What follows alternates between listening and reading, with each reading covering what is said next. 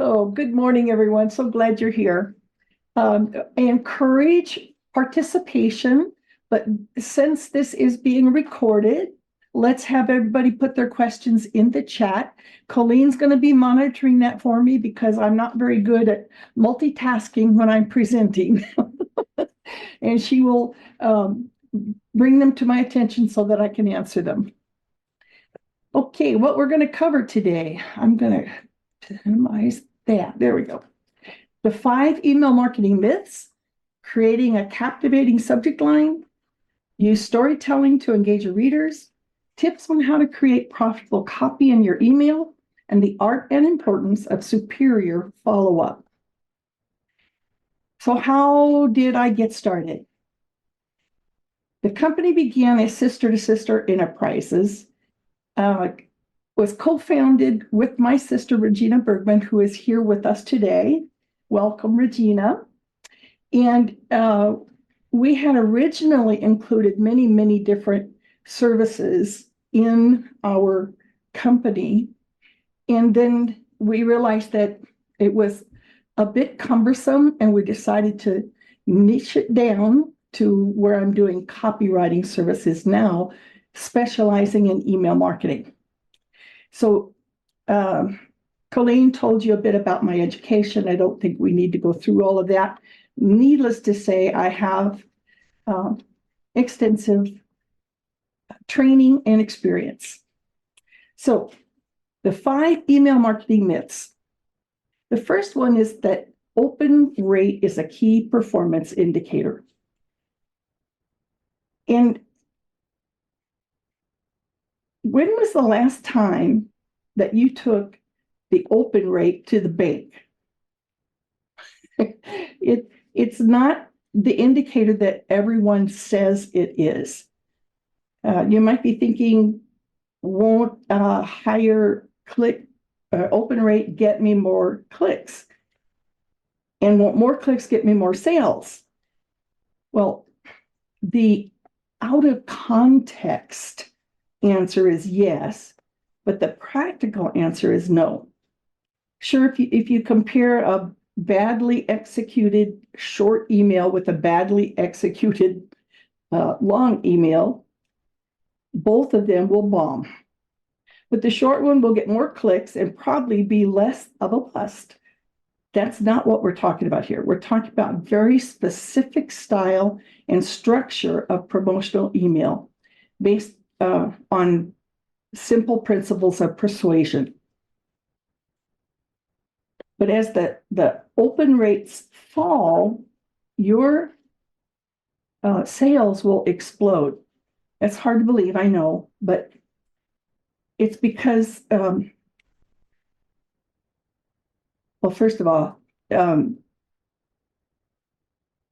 there's a free report that I have a link to at the end of the presentation that goes through all of these email myths and delves deeper into them, and will show you 3 case studies that will prove to you the concepts that I'm telling you here, even though they fly in the face of conventional thinking.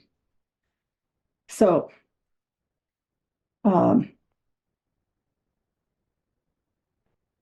if somebody on your list is serious about getting some benefit that you happen to be selling, they're serious enough to lay money on the line, they demand serious justification for doing so. And therefore, they welcome vigorous and persistent persuasion. So obviously, we want to get our emails open. That's why we agonize over every piece of it, but never at the cost of just keeping our open rates high. That's really not the point. And never at the expense of making a sale either. What's the point of a huge open rate if nobody reads the email? You can put the word fire in the subject line and a lot of people will open it, but so what? Unless you're selling, fire retardant, or you can create some kind of satisfying tie-in to what you do. What does it matter if people are opening your email? So here's why the fixation on open rates is so damaging, so dangerous to your wealth. It discourages vigorous mailing and vigorous selling, which is the point of our marketing, right? Okay, email myth number 2, click-through rate is a key performance indicator. So the other thing that freaks out list owners with their click-through rates when they plummet. Again, when was the last time that your bank accepted click-through percentages at the teller window? Click-through rates don't matter either. What matters is why people are clicking on your ads in the first place. Are they casually curious, or are they ready to do something that moves the sale forward? There's a big, big difference. And what do most list owners do in their emails? They rush to the click or try to trick the person to clicking on the link or rely too much on curiosity. So let me repeat. The goal is not just to get them to click on the link. It's to get them to click on the link with the strong and specific intent to do something that moves the sale forward, to opt in, or at the very least, engage deeply with what is on your landing page. And when you do this effectively, you'll naturally get low click-through rates, but the lower, the better. I'm not saying that, the lower open rate or lower click-through rate is the goal. It isn't. The goal is sales. The open rate and click-through rate are immaterial. They're not key performance indicators, yet most people manage their whole campaigns by them because that's what all the experts tell us. And then they wonder why they're not making any money. When you manage your mailings by open rate and click-through rate, it makes you do stupid things.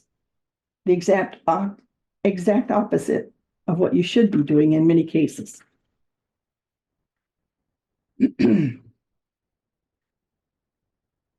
Email marketing myth number 3, short copy is best. People don't read that much these days. Well, you hear this one a lot, I bet, and it's because some expert has tested it and said short copy gets the click. So refer back to number 2. So what if you get the click? The long copy, short copy argument is as old as dirt. It'll never go away. The short copy camp will always think they're right.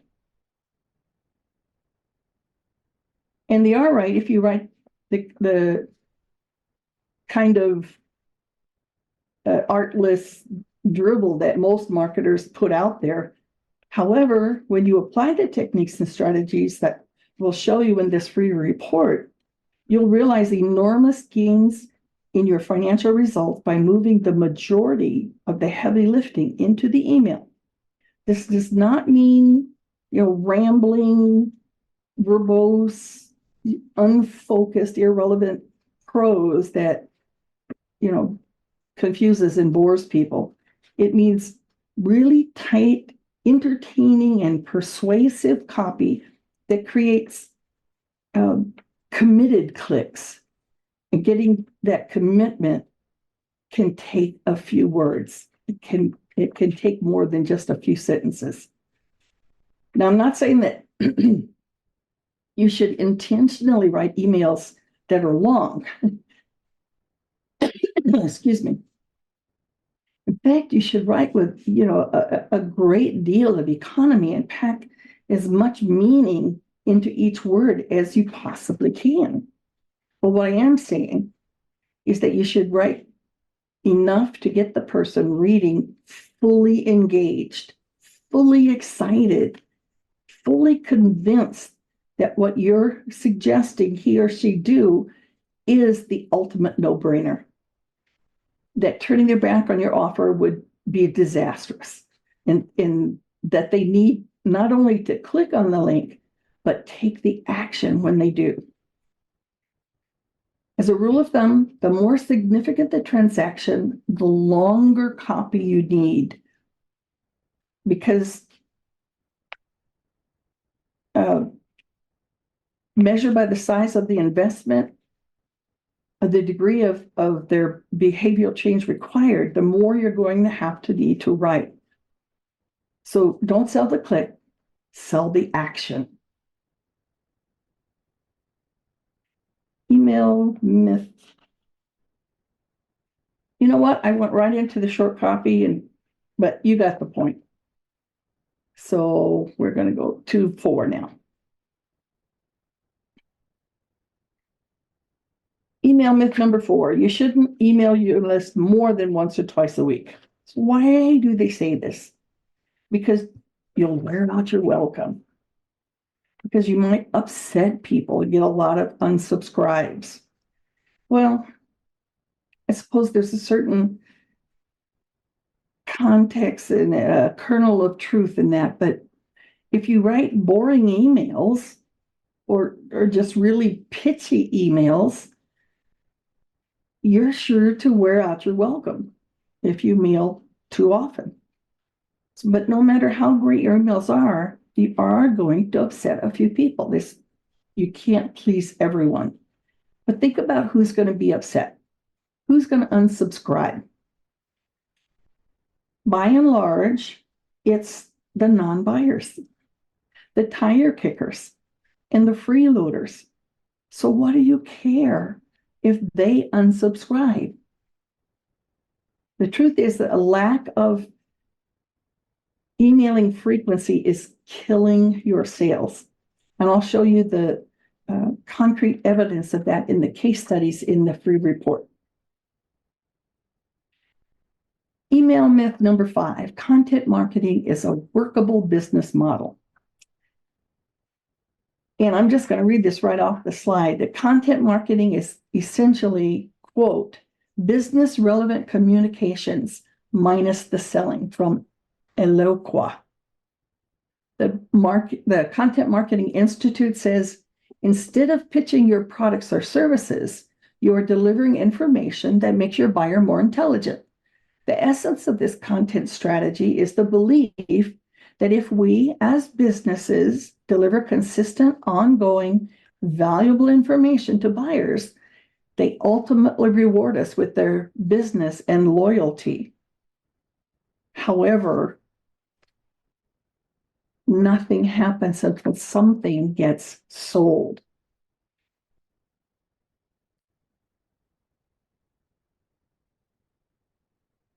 So these two companies are primarily concerned with Fortune 500 companies, and they proclaim that content marketing as the be-all and end-all of marketing.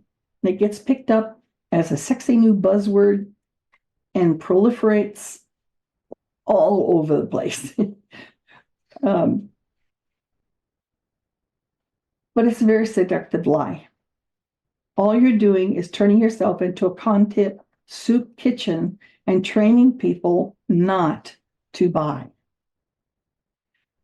And now, subject line magic. This is a very interesting subject in that everything here that applies to this subject line also applies in the body of your email. So I will make these slides available to anyone who wants them. If you just in the chat put your information for me, I will make sure that you get it, because there's a lot here, a lot to take in, and I don't expect you to remember it all. No, excuse me.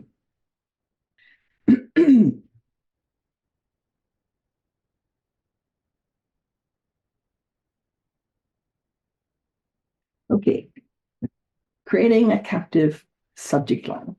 What makes a great subject line? So the primary goal of the subject line is to get the reader to open the email and read farther. The primary goal of your first sentence is to get them to read further, and with your second sentence, and so on and so on. So the elements of a subject line are that an effective email marketing subject line should include several elements to grab attention, set expectation, and encourage engagement. Now, this is going to take some effort on your part because the length of a subject line that gets the most attention or the most clicks or whatever is between, I believe it's 30 and 40 characters. So you've got to get a lot into a small sentence or phrase. So it takes a lot of effort, a lot of brain power, but it's worth it if you get them to get into the body of your email and engage with whatever it is that you're attempting to accomplish there. There's a science behind this using NLP and psychographic scripting. In your emails, marketing subject line requires focus on sentiment analysis, excuse me, keyword analysis, topic modeling, language detection, personalization, and A/B testing. Psychographic, well, I'll get into that in a minute. So psychology, by tailoring your message to your audience's personality, values, interests, and lifestyle, you can create subject lines that resonate with your audience and drive better results from your email marketing campaigns. So these are elements that you need to try and include in your subject line. And again, there's a lot to it. So psychographic scripting involves tailoring your subject line based on psychological and lifestyle characteristics of your target audience. It goes beyond demographics and delves into their interests, their values, their beliefs. NLP. NLP in your subject line involves using language patterns that appeal to the subconscious mind. This can include persuasive words, sensory language, positive affirmations to create a subconscious connection with the reader. Value. Clearly communicate the value proposition of your email in the subject line. Let the reader know what they will gain by opening and engaging in your email. Anticipation. Create curiosity and anticipation in your subject lines. Tease the content of the email without giving everything away, prompting the reader to open the email to satisfy their curiosity. Personalization. Use the recipient's name or other personalized elements in the subject line. Personalization helps in making the email feel more tailored and relevant to that individual recipient. Relevance. Ensure that your subject line aligns with the content of the email and is relevant to the recipient's interests or needs. Misleading subject lines can lead to disappointment and reduced trust. So don't try and trick them. Emotions. Evoke emotions in your subject line, whether it's excitement or joy or urgency or emotionally charged subject lines tend to grab attention and resonate with the readers.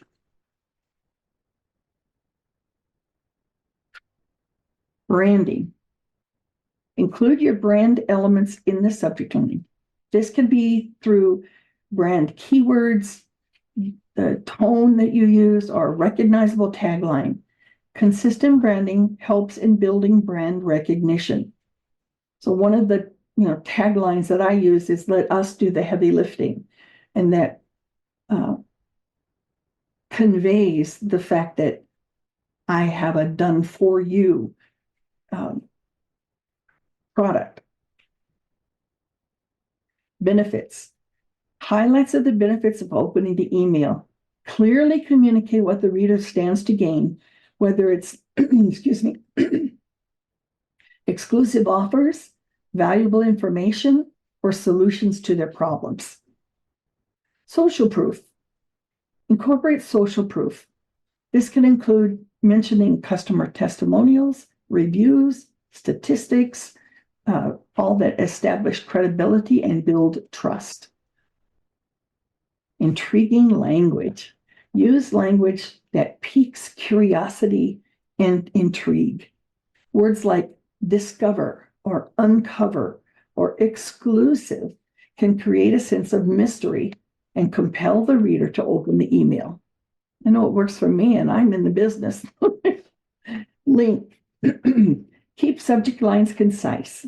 Shorter subject lines are more likely to be read, especially on mobile devices. And as I say, there's 30 to 40 gets the most engagement.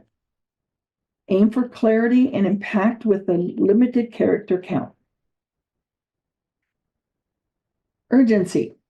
Create a sense of urgency in your subject line to promote immediate action. Words like limited time offer, act now, ending soon can convey a time-sensitive message.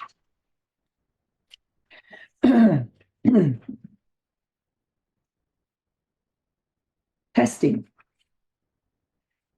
Regularly test different variations of your subject line to identify what resonates best with your audience.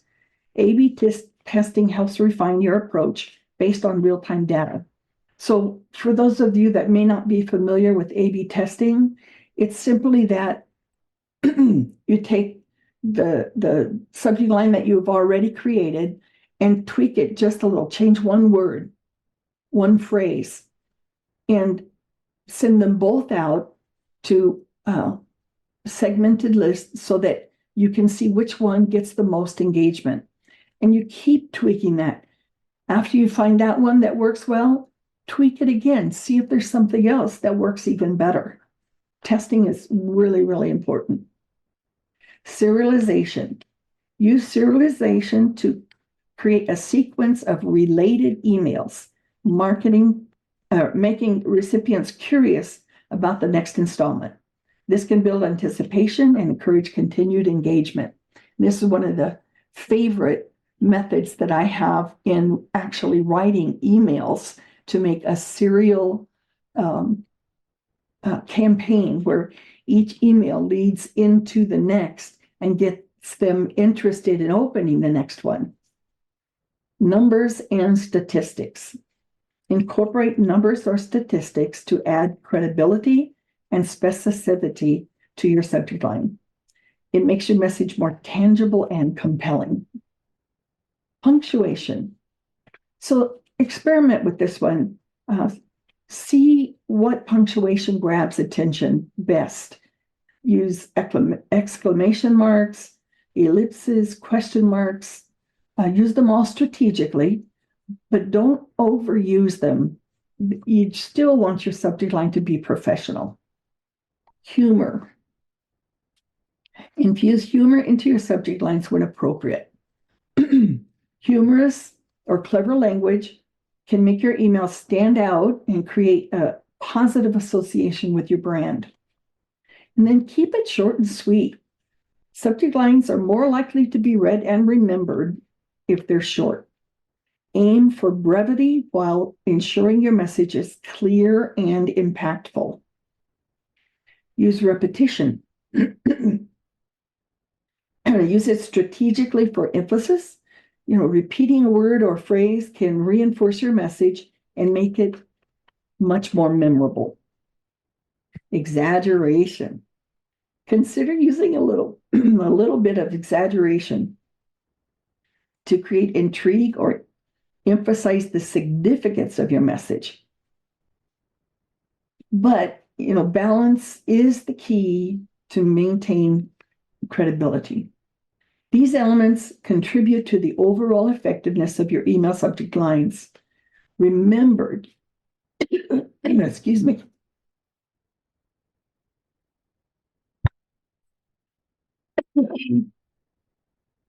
Remember to tailor your approach based on your audience, industry, and specific campaign goals.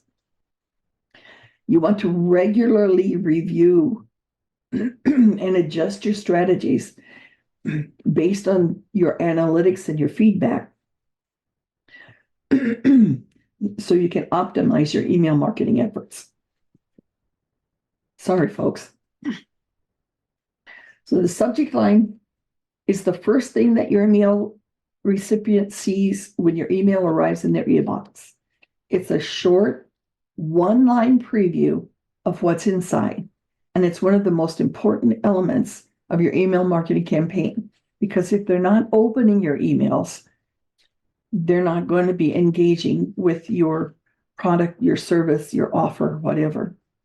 By keeping your subject line clear, concise, and compelling, and by personalizing when possible and avoiding deceptive language, you increase the likelihood that your email will be opened and read.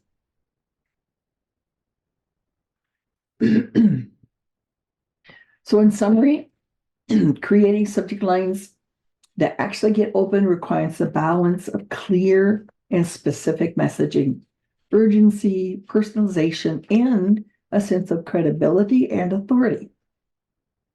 By keeping your subject line short and sweet, personalizing it where possible, and testing different variations to determine what works best for your audience, you can create subject lines that stand out in the inbox and encourage engagement with your content. Use storytelling to engage your readers. So you want to know your readers. Understand your target audience's demographics, interests, and pain points. And this helps you tailor your stories to resonate with them. By comprehending your audience's unique characteristics and challenges, you can create narratives that specifically address their needs and preferences, fostering a stronger connection and engagement. Start with a compelling hook to grab the reader's attention. Capture their your audience's interest from the outset by creating an intriguing introduction that sparks curiosity or poses a question, prompting readers to delve further into your story. Introduce a problem or challenge that your audience can relate to. Establish a relatable conflict or challenge that resonates with your audience, drawing them into the narrative by addressing the issues or pain points they may be experiencing. Present your product or service as the solution to the problem. Seamlessly integrate your product or service into the storyline as the solution, showcasing its value and addressing the challenge introduced earlier, positioning it as a crucial element in the resolution. So that's really, really, really important. You're presenting the problem that they have that got them to open it in the first place. And your resolution has to also resonate with them. Just because we know we have a great solution to their problem doesn't mean that it's going to resonate with them. So you need to make sure that it's relatable to your audience.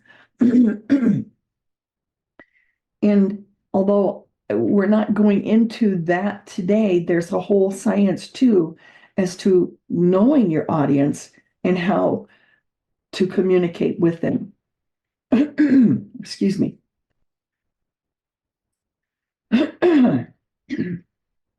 So sorry, guys. Take your time, Barb. We're doing, yeah, absolutely.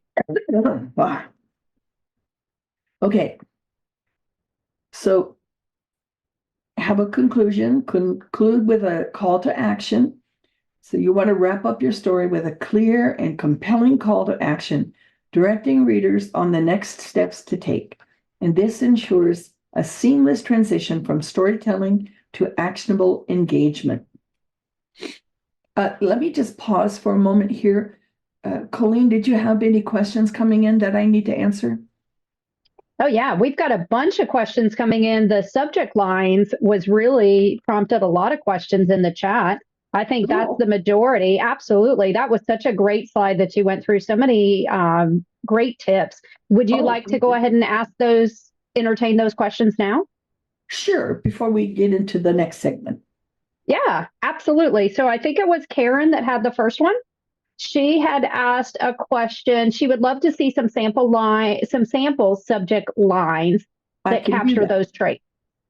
So that would be a great one. And then I know that we also had Robin asked a question. She says, wow, such amazing tips. Are you suggesting you put all of them into one subject line? No. I didn't think that was the answer. So please feel free to talk a little bit more about that. Okay. And then also Sarah's got an actual subject line that she is looking at putting into an email today. She would love to have some feedback on that as well. Absolutely. Okay. So I can make available a list of subject lines that you can look at to help you create your own. And just let me know who wants that so that I can get it to you.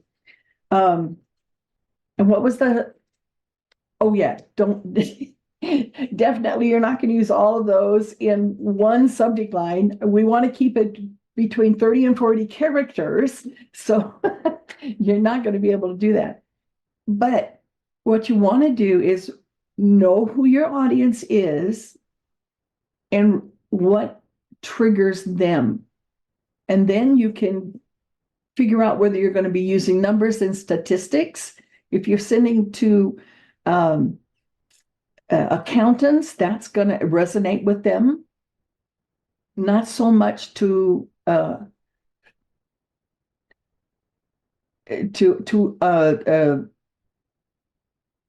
mindset or what do they call it? Motivation person. Numbers and statistics aren't going to resonate with them. So those you want to use intriguing language, right? So the key is to know who you're talking to. Did that answer the question?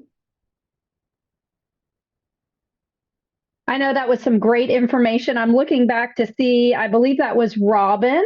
Robin, feel free to come off mute if you want to follow up, or it looks like she's given us a thumbs up, so that might have answered her question. Cool. And let me hear the subject line that wants feedback. Absolutely. So that one is Sarah. And Sarah, are you okay to come off mute and address Barb directly? I think you could do a better job than I could translate what you're trying to ask. Yes. So you had been talking about leaving a teaser, having the subject line make them want to get the information from that. And I was saying, I do a lot of event emails, like come to this event for my clothing line. And so like the one I was working on today, literally probably what I will put in the subject line, again, we'll see what your feedback is. Normally I would say, you're invited. Champagne January is 1/18 from 5 to 8 p.m. and VIP first look for designer sample sale, 19th through 21st, because I'm having an event that Thursday, but it's going to be, if that is not the sample sale, that's my normal monthly event. But if you're there, the stuff will be prepped because that sale starts the next day. And anyway, so my subject line, normally I want them to get like, here's what I want you to know. This is the date and time, and this is what's happening. You should open it because you want to hear more information about that event. Does that make sense? So I guess what I'm asking is like giving all the information, because I want them to see that information and then want to open it, as opposed to like, oh, she's doing a thing. I didn't get around to opening it. Oh man, it was yesterday. I want them to know like it's this day. So if you can get to it now, great. If you, I don't know. So what are your thoughts on that? All right. So first of all, it's way too long. Okay. Secondly, let's create enough curiosity in there that they want to open it up to find when and where. So you don't have to put all of that in the subject line. If you give them too much information in the subject line, then they don't need to go into your email, right? Right. But I want them to just come is really something like, I want them to don't miss out. Happening tomorrow, or Yeah. yeah. Okay. That was my question. Yeah. Okay. And you are welcome to connect with me on email and wherever, and I can go more in depth with you on that. Okay. Thank you. You're welcome. Anyone else? If anyone else has any questions, feel free to unmute and you can ask Barb. And I think Barb, do you have a little bit more content coming as well? I do. Okay, so she's got some more content coming. So if your question's not necessarily on subject lines, we can hold until she finishes the rest. But you are getting lots of people, Barb, in the chat that want your subject line examples. So yes, so there's a lot of email addresses in there in the chat. Everybody wants to see those examples because just telling us what it is great. And then there's something about seeing an example of a good one that really goes, yes, I get it. I didn't want to put too much into this, and make it a 3-hour presentation. So yeah, absolutely. And that's the best part of being in the room here today is that you're going to get this information from Barb very quickly. So you can actually put this into practice even probably later this week as well. So what a great value add. Thank you, Barb, for offering to do that. You're welcome. And remember, anyone that wants these slides, I'll be very happy to send them to you. Okie dokie. So I think we finished this one. Yes. So in telling your story, you want to create relatable characters. You want to incorporate authentic customer experiences into your narrative, showcasing how your product or service positively impacted your individuals.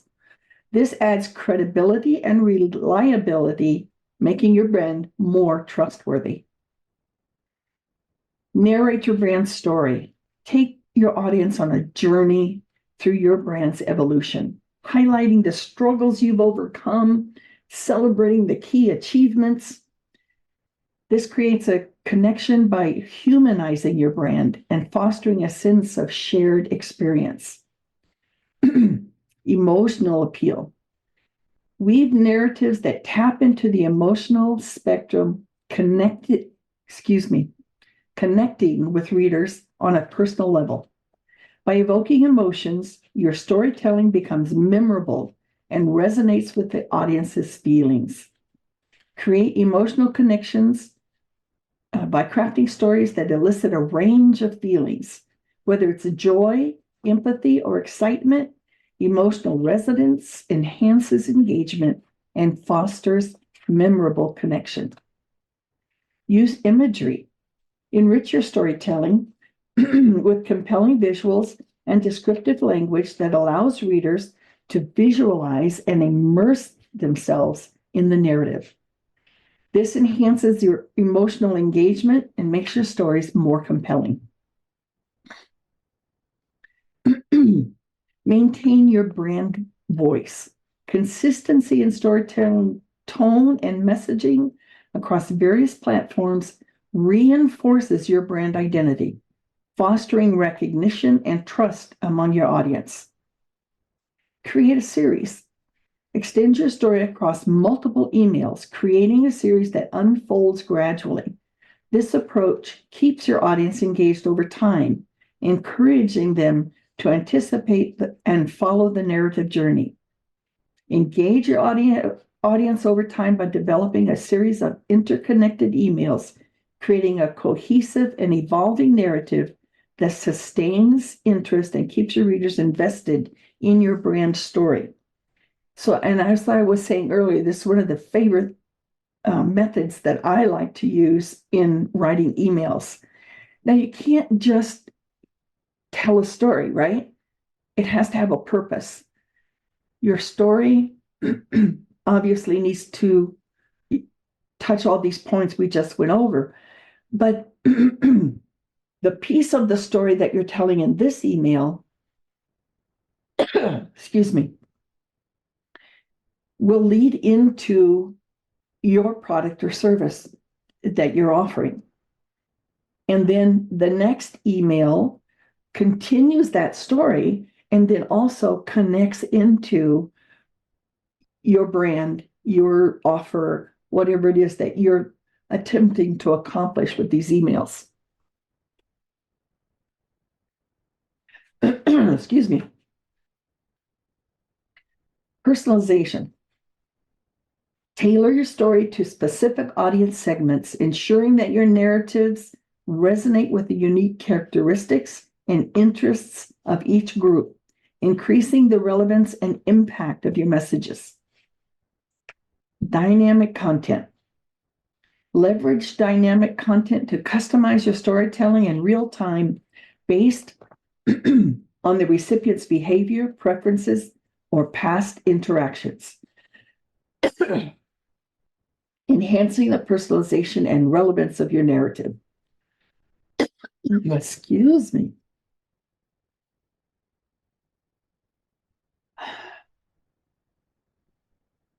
Call to action. Integrate a clear and relevant call to action with your story, aligning it seamlessly with the narrative to direct readers on the desired path, which is what I was just saying earlier. This ensures a smooth transition from engagement to action. Create urgency. Instill a sense of urgency in your call to action, motivating readers to take immediate steps. Phrases like limited time or act now can enhance the urgency, driving conversions. Measure your success. Use analytics. Utilize analytics to assess the performance of your storytelling campaign, gaining insights into audience engagement and enabling data-driven refinements for continuous improvement. So iterate and improve. Continuously refine and improve your storytelling based on insights gained from analytics, ensuring that your narratives consistently resonate with your audience and achieve optimal results. And that ties in with what I was saying about A/B testing. Although we're not saying create two versions of the same story and send them out, but see what resonates with your readers and make any changes you need to help it resonate it even more.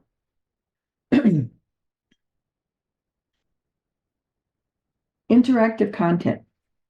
Foster reader participation by integrating surveys or polls into your storytelling, transferring your narratives into interactive experiences that actively involve your audience. Very important. User-generated content.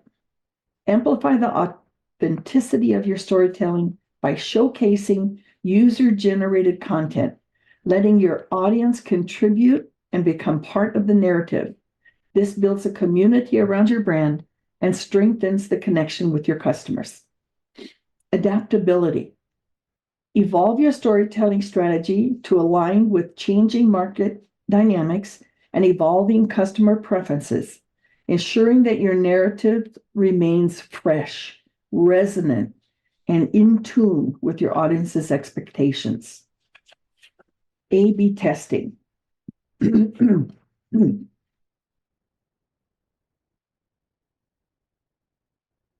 Use A/B testing to experiment with diverse storytelling formats, helping you pinpoint the most effective narrative styles and elements that resonate with your specific audience, enabling data-driven optimization.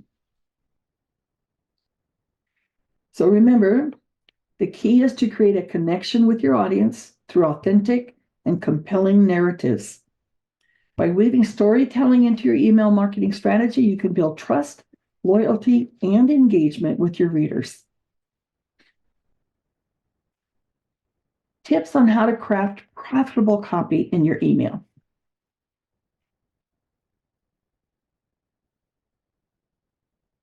So understanding your audience. By comprehending your audience's unique characteristics and challenges, you can craft narratives that specifically address their needs and preferences, fostering a stronger connection and engagement. And we kind of covered that a little bit before. Know your audience, right? Know whether you're talking to analytical people or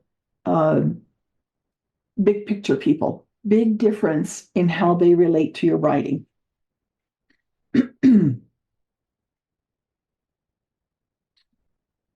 Compelling subject lines. Craft subject lines that pique curiosity and create a sense of exclusivity, compelling recipients to open the email and discover special savings or offers related to your product or service. And then focus on benefits. Emphasize the tangible benefits users will experience, such as increased productivity, rather than just listing out the features. This approach speaks directly to the positive outcomes and improvement that your product can provide. Use persuasive language. Invoke a sense of urgency and excitement by using persuasive language that encourages your readers to seize the opportunity for transformative change, emphasizing the revolutionary nature of your product or service. Create urgency. Instill a sense of urgency by communicating scarcity or a limited time opportunity, compelling readers to take immediate action to secure the product before it becomes unavailable. Personalization. Enhance the personalization by addressing the recipients by name and tailoring content to their specific interests or needs. This creates a sense of individual attention and relevance. Tell a story. Create a narrative that emotionally resonates with the readers, featuring real customers and their transformative experience with your product or service. This approach humanizes your brand, making it more memorable. And a clear call to action. What is the point of sending out an email if you don't have a call to action? I mean, it can be as simple as click here to get your free report. It doesn't have to be a sale, but there's no reason to send an email if you don't have some sort of call to action. Craft a clear and compelling call to action that guides readers on the next steps, using persuasive language to highlight the value of the action. The call to action should stand out and encourage immediate engagement. A/B testing. Encourage readers to engage in a test drive of your product or service, using A/B testing language to convey the idea of discovering the perfect fit. This approach invites experimentation and aligns with the theme of personalization and customization. So building lasting relationships requires more than, now we're into the art and importance of superior follow-up. So it's more than a single interaction, it's about a journey. And that also ties into the serial email concept. So let's explore the art and importance of superior follow-up in creating meaningful connections with your audience.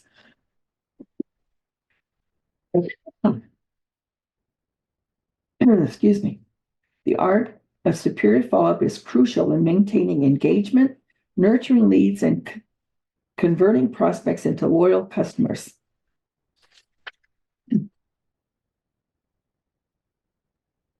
By staying relevant, we keep the conversation meaningful and engaging.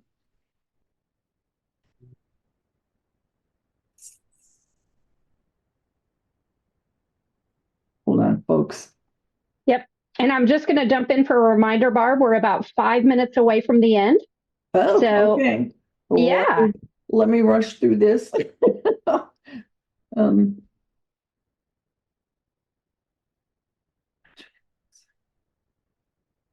I am not sure which slide goes with what. So let me just tell you, okay?